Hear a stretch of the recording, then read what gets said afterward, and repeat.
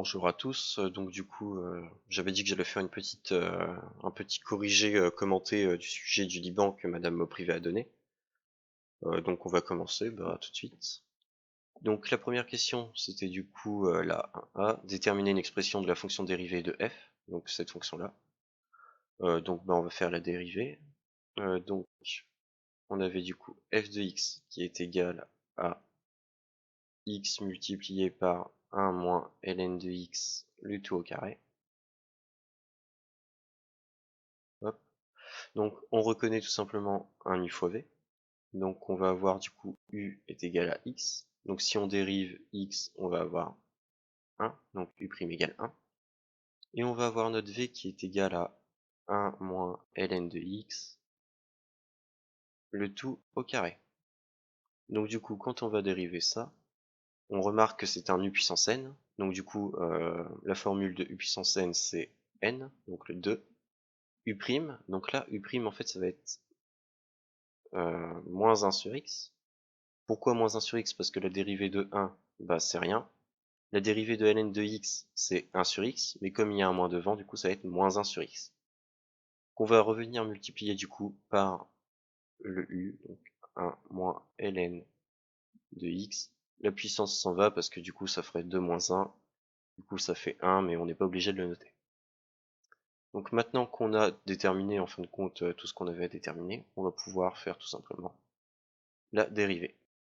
Donc ça va nous donner u'v, donc au final 1 fois ça, du coup juste le v, donc 1 moins ln de x au carré, plus du coup uv'. Ce qu'on va faire, c'est qu'on va multiplier le x et le 2 direct ensemble. Donc 2x moins 1 sur x, enfin multiplié par moins 1 sur x, multiplié par 1 moins ln de x. Donc là, on a tout simplement notre dérivée. Maintenant, on va quand même essayer, parce que dans l'énoncé, on nous disait d'essayer de retrouver du coup cette fonction-ci. Donc on va essayer de réduire ça, enfin de manipuler cette fonction afin de retrouver ce qu'on nous demandait. Si on regarde, ici du coup on a un carré, du coup au final, cette partie-là à gauche de l'addition, c'est 1 moins ln de x multiplié par 1 moins ln de x. Et si on regarde à droite de l'addition, donc dans ce groupement de facteurs du coup, dans ce produit, on a du coup 2x multiplié par moins 1 sur x multiplié par 1 moins ln de x. Donc de chaque côté, on a des ln de x. Donc ce qu'on va tout simplement faire, c'est les mettre en facteur. Enfin, on va factoriser par 1 moins ln de x. Du coup, qu'est-ce qui va rester si on factorise par 1 moins ln de x? Donc de ce côté-ci, il va rester 1 moins ln de x. Et de l'autre côté, du coup, il va rester le 2x multiplié par moins 1 sur x. Donc du coup, on va faire la multiplication, ça va nous donner moins 2 sur x divisé par x. Donc maintenant, ce qu'on va faire, c'est réduire. Donc on garde ici notre 1 moins ln de x. Et donc là, en fin de compte, qu'est-ce qui va se passer? Donc, comme on a ici sur cette fraction un x en haut et un x en bas, et que c'est bien entendu une multiplication ici, on va pouvoir raturer les x. Donc au final, cette fraction, ça revient à juste écrire moins 2. Donc là, on a un 1, là ici, on a un moins 2. Donc 1 moins 2, ça fait moins 1. Et donc après, on garde notre moins ln de x. On remarque qu'on approche pas mal de ce qu'on nous demandait, mais c'est pas encore tout à fait ça. Ce qu'on va faire, c'est que, en fait, ici, on va sortir de la parenthèse un coefficient moins 1. Donc, on écrit, hop, f' de x est égal à 1 moins ln de x, hop, multiplié par moins 1, multiplié par, du coup, 1 plus ln de x. Pourquoi 1 plus ln de x? On remarque bien que si je reviens multiplier le moins 1 que j'ai sorti de la parenthèse, du coup moins 1 fois 1, moins 1 fois plus ln de x, moins ln de x, et on retrouve bien ça. Donc en fin de compte, ça et ça, c'est exactement la même chose. Et du coup, ce qu'on va faire, c'est qu'à la place de le remettre là, pour retrouver cette ligne-là, le moins 1, on va venir le mettre ici. Et donc du coup, on va avoir, hop, donc du coup, le 1 ici va devenir un moins 1, et le moins ln de x va par contre devenir un plus ln de x. Donc on va avoir ln de x moins 1 qui va être multiplié par 1 plus ln de x. Et donc, c'est normalement ce qu'on nous demandait tout simplement. Donc on nous demandait du coup ln de x plus 1 multiplié par ln de x moins 1. Donc ici, on a bien le ln de x plus 1, qui est en fait 1 plus ln de x. Comme c'est un plus, on peut l'écrire ici si vous voulez, mais ça ne change rien. Et on a bien notre ln de x moins 1. Donc on vient bien de démontrer à la question 1a que cette fonction-ci était bien la dérivée de cette fonction-ci. Donc sans plus tarder, on va passer à la question petit b. Donc la question petit b, c'était du coup d'étudier les variations de f et de faire son tableau de variation sur l'intervalle 0,1. Donc on va le faire tout simplement. Donc d'abord, pour réussir à trouver les variations, il va falloir qu'on trouve la valeur qui annule la dérivée. Donc la dérivée qu'on a trouvée juste avant, donc f' de x qui est égal à ln de x, ln de x moins 1 et 1 plus ln de x. Hop. Et 1 plus ln de x. Hop. Et donc pour trouver les valeurs qui annulent, parce qu'il y en a deux pour cette dérivée, on va du coup appliquer la règle du produit de facteurs nuls. Du coup, un produit de facteurs est nul si et seulement si l'un des deux facteurs au moins est nul. Donc du coup, on va devoir résoudre dans un premier temps ln de x moins 1 égale 0, et dans un deuxième temps 1 plus ln de x égale 0. Donc on va commencer par cette fraction. Du coup, on va tout simplement faire passer le moins 1 de l'autre côté, donc cela revient à résoudre ln de x est égal à 1. Et donc du coup, après, pour réussir à résoudre ça, il faut bien se rappeler la propriété qui dit que ln de e de x est égal à x. Donc dans notre cas, si notre x ici est égal à 1, donc le nombre qu'on cherche pour avoir le 1, ce serait e de 1. Et donc on aurait x égale e de 1. Donc après, on fait la même chose pour du coup le deuxième facteur. Donc ici, ce serait ln de x est égal à moins 1. Et donc en appliquant la même propriété, et donc ce même cas-ci, on aurait x est égal à e de moins 1. Donc du coup, on vient de trouver nos deux valeurs qui annulent. Il ne nous reste plus qu'à faire le tableau. Donc on a x. Donc ce qu'il faut faire attention aussi, c'est qu'on nous demande de faire le tableau de variation sur 0, 1. Donc on va commencer par ça. Donc ln de x moins 1. ln de x moins 1. Et donc là où il faut faire attention, c'est qu'au final, e de 1, c'est environ égal à 2,7. Donc du coup, si on regarde bien, si on fait le tableau, 2,7 ce serait par là. Enfin, e de 1, ce serait par là, après le 1. Donc la valeur qui annule cette dérivée se trouverait ici. Donc si on mettait le plus, enfin signe de A à droite, le plus il serait ici, et au final, tout ce qui est à gauche du 0, c'est-à-dire tout ce qui se trouve en fin de compte dans la ligne qui nous intéresse, c'est simplement des moins. Ceci sera toujours sur 0,1 négatif. On peut facilement le vérifier parce que du coup ça voudrait dire que la valeur maximale de ln de x, ce serait ln de 1, et ln de 1 est égal à 0. Or 0 moins 1, c'est moins 1. Donc la valeur maximale de ça, c'est moins 1. Donc ici ce serait négatif. Après, dans un deuxième temps, du coup, on a 1 plus ln de x. Donc 1 plus ln de x, qui lui par contre a sa valeur qui s'annule en e de moins 1. E de moins 1 qui se trouve bien entre 0 et 1. Donc on vient mettre le 0 ici. Signe de A à droite. Hop. Et donc du coup maintenant il ne reste plus qu'à faire la ligne du signe de f'. Du coup comme c'est un produit moins fois quelque chose qui est positif, ça va être moins. Et deux choses négatives qui se multiplient entre eux, ça va être plus. Du coup maintenant, on va faire les variations tout simplement de f. Donc dans un premier temps, ça va monter parce que c'est positif, puis ça va descendre. Bon, afin de finir le tableau, du coup, il faut qu'on arrive à trouver les trois valeurs qui se trouvent au bout des flèches, tout simplement. Déjà, pour commencer, dans l'énoncé, on nous disait quelque chose d'important. On nous disait juste ici, du coup, on admettra que la limite de la fonction f en 0 est nulle. Donc du coup, ça veut dire que la limite de f en 0, comme c'est nul, c'est 0. Donc on a déjà trouvé tout simplement la première des trois solutions pour compléter nos flèches.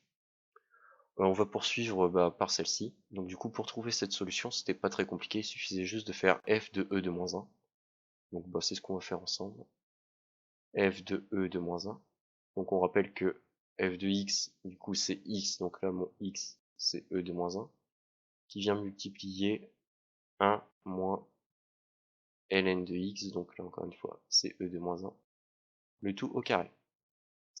Donc si on regarde, du coup ça va être e de moins 1 qui va venir multiplier, du coup si on regarde bien, du coup ln de e de moins 1. Donc si on se rappelle de la propriété ici, du coup ln de e de moins 1, ça va être égal à moins 1. Du coup on va avoir 1 moins 1, le tout au carré. Et donc du coup ça, 1 moins moins 1 ça va faire 2, 2 au carré ça va faire 4, et donc du coup ça va nous donner 4 fois e de moins 1. Donc là on vient de calculer f de e de moins 1, on a trouvé que ça faisait 4e de moins 1, donc ici ça fera 4e de moins 1. Donc maintenant il nous reste à faire la limite de f du coup en 1. Donc on rappelle du coup que f de x c'est égal à x multiplié par 1 moins ln de x, le tout au carré. Donc si on fait la limite de f quand x tend vers 1, au final du coup ça revient à dire du coup dans un premier temps que x va tendre vers 1.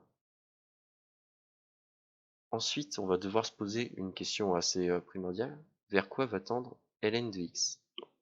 Tout à l'heure du coup j'ai dit, et c'est quelque chose qui est vérifié du coup, que ln de 1 c'était égal à 0.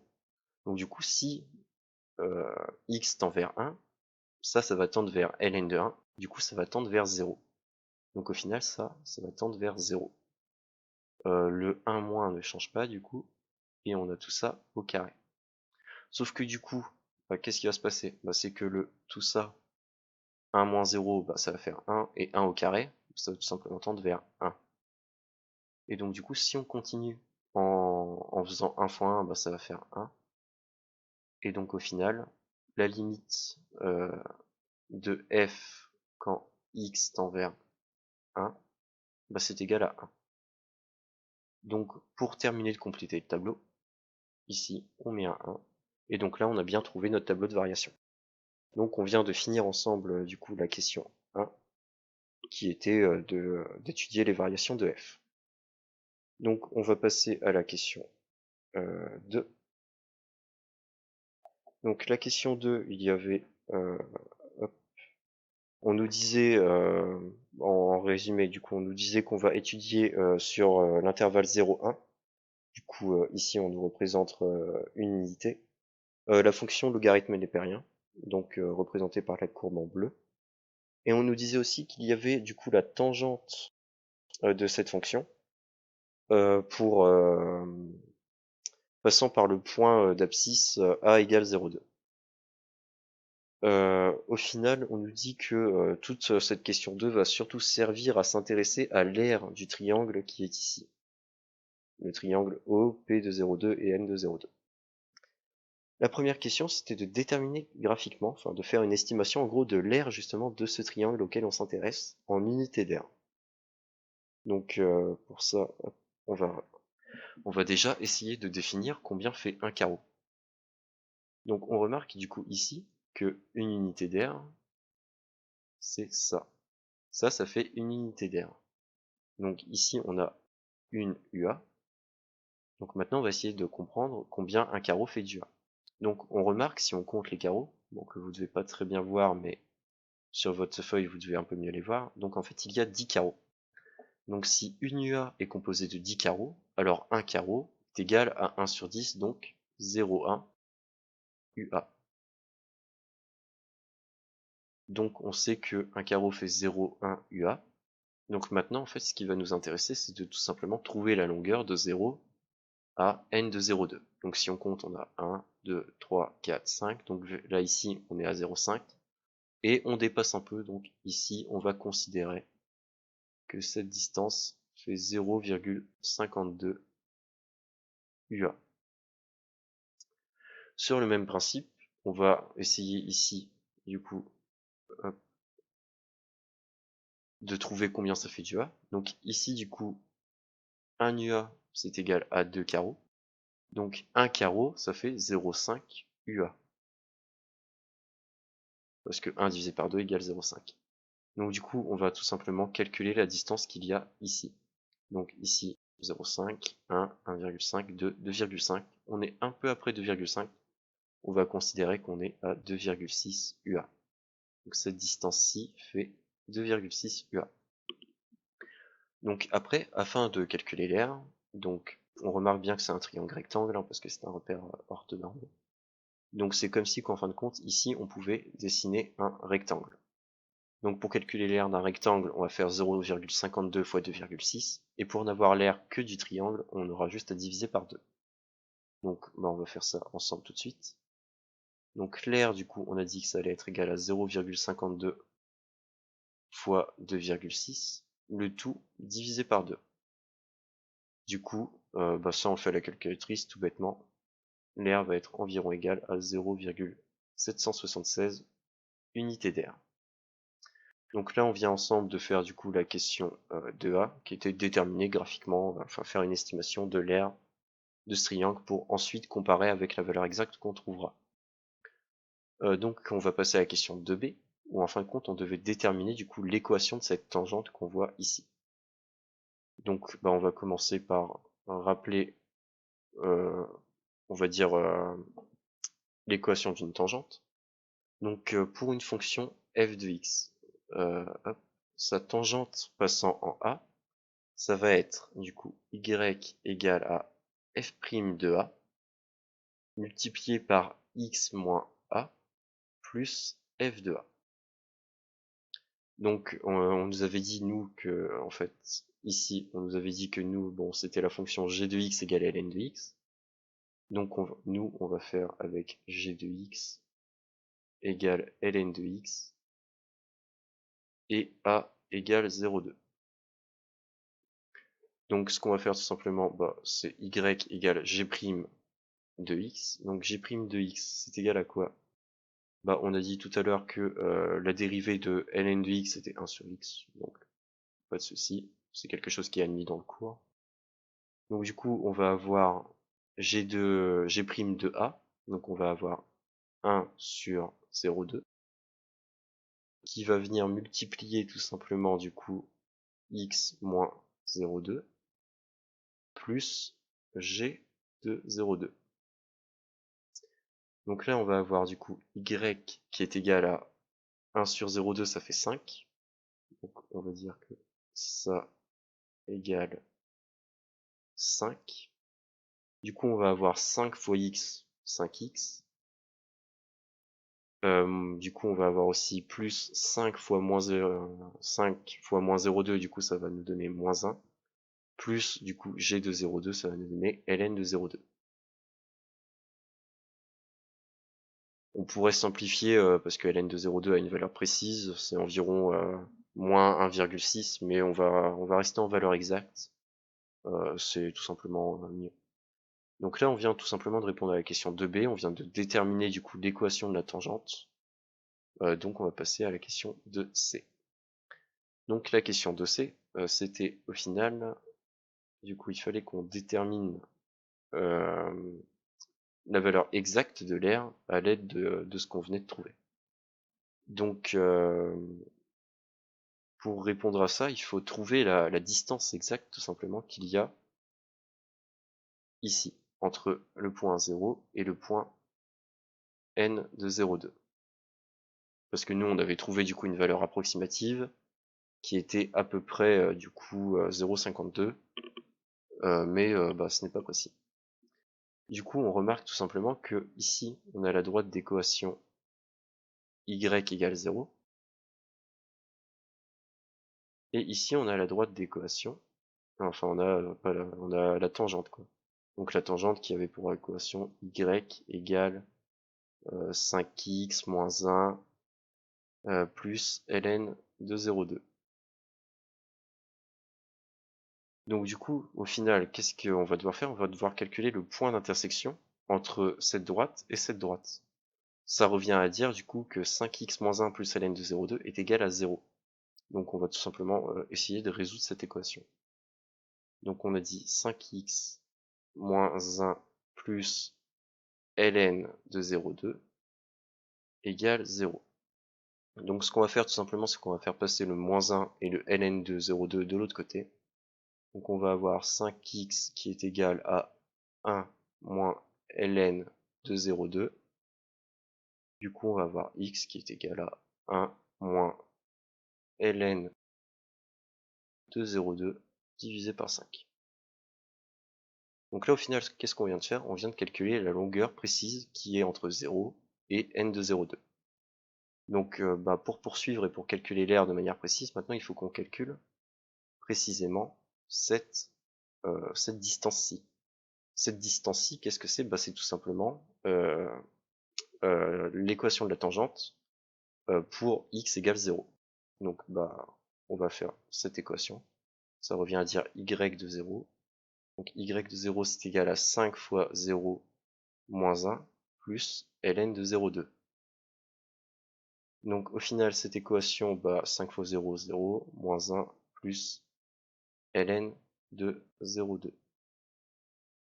Donc là on vient de trouver la distance précise qui est ici comme on le souhaitait. Donc on va faire comme tout à l'heure pour calculer l'aire de manière précise. Du coup on va faire cette distance là fois cette distance là, le tout divisé par 2. Donc on va prendre une nouvelle page.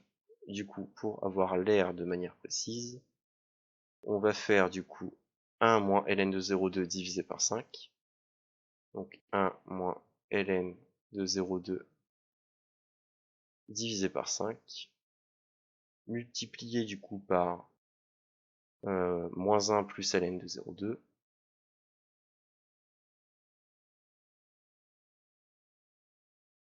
hop, le tout divisé par 2, comme on vient de dire.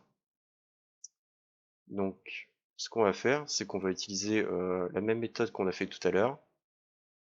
Donc du coup, comme on va utiliser la même méthode que tout à l'heure, ce qu'on va faire, c'est qu'on va sortir un coefficient tout simplement de moins 1 ici.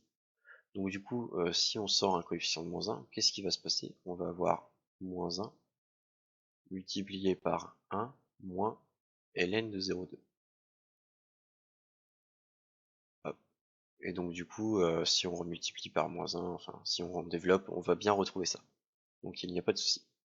Sauf que en écrivant du coup cette fraction, ce produit sous cette forme, on remarque quelque chose. On remarque du coup ici que on a tout simplement, c'est la même chose. Donc du coup, on peut aussi écrire 1 moins ln de 0,2 au carré.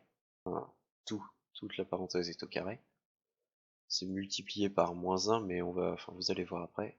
Et le tout divisé par 10, parce que du coup ici c'est divisé par 5 et là par 2. Et donc du coup comme divisé par 2, ça revient à multiplier par 1 sur 2, on va avoir ici un 5 fois 2, du coup, qui va être égal à 10. Sauf que du coup, si on regarde bien, du coup, la courbe ici, on remarque que elle est sous l'axe des abscisses. Donc du coup, si on laissait le moins 1, enfin si on laissait en tout cas la formule telle quelle, on trouverait du coup une aire négative. Donc pour pallier à ça, on va tout simplement mettre du coup des valeurs absolues. Sauf que si on met la valeur absolue, en fait, ça revient tout simplement à enlever le moins 1 qu'on a mis ici. Donc hop, c'est pas vraiment égal, j'ai mis un égal ici, c'est un peu un abus de notation, mais c'est bien pour que l'aire reste positive. Hop.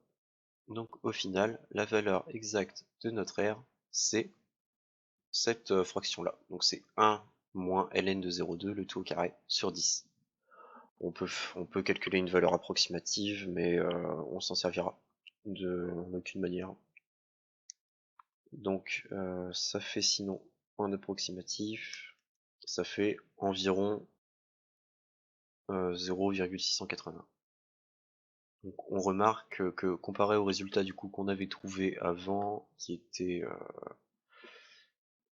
où le résultat qui était ici, 0,676, on n'est pas très loin, mais bon, il y a quand même une petite différence de 0,005.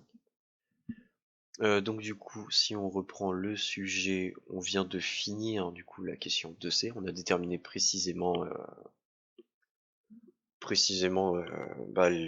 l'aire du triangle. Et donc du coup après on nous dit dans ce qui suit, on va admettre que pour tout réel A de l'intervalle 0,1, l'aire du triangle ONAPA en unité d'aire est donnée par la fraction, enfin par en gros l'équation R de A est égal à 1 demi fois A 1 de ln de A au carré. Donc là, ce qu'il faut surtout voir, c'est que techniquement, c'est un exercice de bac. L'exercice de bac, en général, il a toujours une suite logique, et donc du coup, pour réussir à répondre à la question d'après, c'est-à-dire à l'aide des questions précédentes, déterminer pour quelle valeur de A l'aire est maximale. Ça veut dire que si on nous dit ça, quelque part avant, on a fait quelque chose qui va nous être utile pour répondre à cette question. Et si on remonte un peu, au tout début de l'exercice, on remarque qu'on avait cette fonction f de x, qui est égale à x, x multiplié par 1 moins ln de x, le tout au carré. Et on remarque que du coup ça correspond très exactement à cette partie-là de la fonction. Donc au final, du coup, ça veut dire que, sur une nouvelle page, ça veut dire du coup que l'aire, on va exprimer en fonction de A comme E, c'est égal à f de A divisé par 2. Parce que du coup on reprend, il y a juste le facteur de 1 demi qui est devant, donc du coup 1 demi, c'est comme si on divisait par 2. Et donc au final, pour trouver la valeur maximale de l'aire, il faut juste reprendre ce qu'on a fait avant, c'est-à-dire le tableau de variation. Donc ce tableau de variation, du coup l'aire sera maximale quand la valeur de f sera maximale, et la valeur de f, on voit bien qu'elle est maximale pour 4 e de moins 1. Du coup, en fait, on a déjà tout fait, donc d'après les questions précédentes, du coup, l'aire est maximale, du coup, pour A égale 4 e de moins 1. Et donc, non mince, j'avais voulu aller un peu trop rapide. Non, pour, du coup, A égale E de moins 1, ce qui nous fait F de A égale 4E de moins 1. Pour A, du coup, égale E de moins 1, dans quel cas, du coup, F de A est égal à 4E de moins 1, et donc, du coup, on aurait le grand A de E de moins 1, qui nous serait égal à, du coup, 4E de moins 1 divisé par 2, donc 2E de moins 1 UA. Donc au final, on vient de répondre à la question qui nous était posée. Assez facilement. La réponse, c'est surtout, ce qu'il y a de compliqué, c'est de bien voir le rapport entre ça et ce qu'on a fait avant. Un coup qu'on l'a vu, la question est assez simple en soi. Donc du coup, on a bien trouvé ce qu'on nous demandait, et on vient de finir la correction. Si vous avez des questions ou quoi, n'hésitez pas à m'envoyer des messages sur le Discord, du coup, je suis prêt à y répondre. Et du coup, je vous souhaite une bonne journée. Au revoir.